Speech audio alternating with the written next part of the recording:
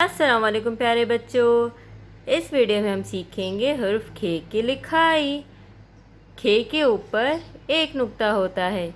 खे के पेट में नुक्ता नहीं होता, खे का नुक्ता उसके ऊपर होता है। खे से खरगोश, खे से खेमा, खे से खरगोश, खे से खेमा। तो चलिए खे की लिखाई करते हैं। खे भी जीम, चे और हे की तरह लिखेंगे। नुक्ते से शुरू करेंगे, सीधा आएंगे, फिर नीचे गोल कटोरी बनाएंगे, फिर ऊपर खे के ऊपर एक नुक्ता। खे से खरगोश। अब लिखेंगे हम, ट्रेस करेंगे पहले, उसके बाद हम लिखेंगे। नुक्ते शुरू करेंगे, सीधा, फिर नीचे गोल, फिर ऊपर खे के ऊपर एक नुक्ता, फिर लिखेंगे।